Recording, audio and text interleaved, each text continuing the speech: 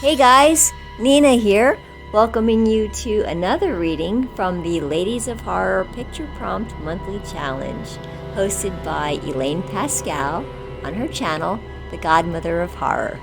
If you'd like to read along or read previously published pieces, please visit spreadingthewritersword.com or ladiesofhorror.com. In the meanwhile, enjoy the reading.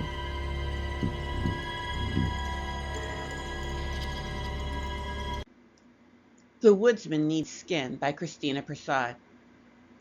The year I turned 13, I made the error of accepting a dare.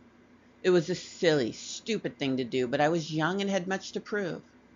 So when Susie McMullen challenged me in front of the class to enter the woods, since I claimed that nothing could hurt or scare me, I took her on. Heart of steel, I told myself, thick-skinned and nothing to lose. Ashland Woods lay just beyond our little town. It rose beside a winding road with tall evergreens that withstood each season without change. Always dark, always foreboding, always calling. The kids who could make it that far to the edge of town gathered one Saturday afternoon. Susie was there too. She had a gleam in her eye, while the other kids carried looks of worry and fear. "You'll never do it," she sneered. "Just like your dad. You're a loser and a quitter too." I pretended I didn't feel the sharp sting, but her insult burned me like a hot iron brandishing my skin. Everyone had heard about the recent fight up at the mill. My dad and the foreman, Mr. DaCosta, had had a shouting match people claimed could be heard a mile away. Some of the things my dad said had bruised Mr. DaCosta's ego, and the man wasn't about to let that go. Now we faced money troubles and a tarnish to our good name. "Shut up, Susie." I picked up a long stick on the ground and threatened her. "Don't act like you could go in there. Everyone knows you're full of shit. You just make people do the things you can't." My words didn't affect Susie in the way hers had injured me. She simply smiled and shrugged. "It's just some dumb trees. Don't be a baby." It was a shock to all of us to see the prettiest, most popular girl in school charge ahead and step beyond the tree line.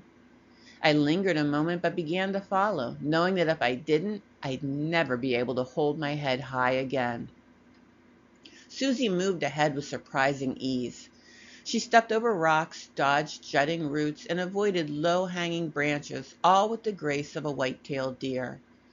When she turned around, she exclaimed, "You're cheating. The dare is to go into the woods all by yourself." "Then let's go our separate ways," I said, this time being the one to put out a challenge. She glared at me. "Good." I pretended to be as brave as I pushed past her. "Great. I hope you get eaten by a bear." The bet was to walk for 30 minutes before turning back around to leave. I checked my watch. A mere 3 minutes had passed. Soon I couldn't hear Susie's footsteps anymore. When I looked back, she was gone. "Susie?" I called weakly. She didn't answer. 30 minutes is nothing. I can do it standing on my head. But the lingering shadows played tricks on my eyes.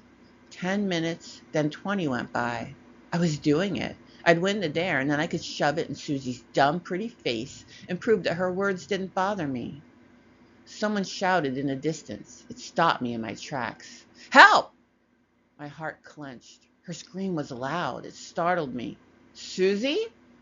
Her blood-curdling scream called again. "Oh, God, help me!" I started running. Behind me, I heard her anguished wails. I heard something crashing in the woods. Branches tore and broke, twigs snapped loudly, echoing in the dead silence of nature's dark green cocoon. "Where's Susie?" a kid asked, seeing me tear through the opening back into the light of day.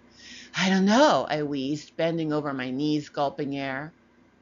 But when we saw the woods tremble and felt the ground shake, tall trees parted ways for a gargantuan creature whose skin was made of bark and whose eyes bore into our souls. It did not intend to leave its force, as it never stepped onto the road. I could no longer hear Susie scream, but I saw her. The ancient woodsman of the forest had peeled off her face. No eyes could look upon us from the monster's shoulder. Hers wasn't the only one. Many others, turned leather over time, cloaked the woodsman's body in a patchwork of screams and skin. much thicker than mine.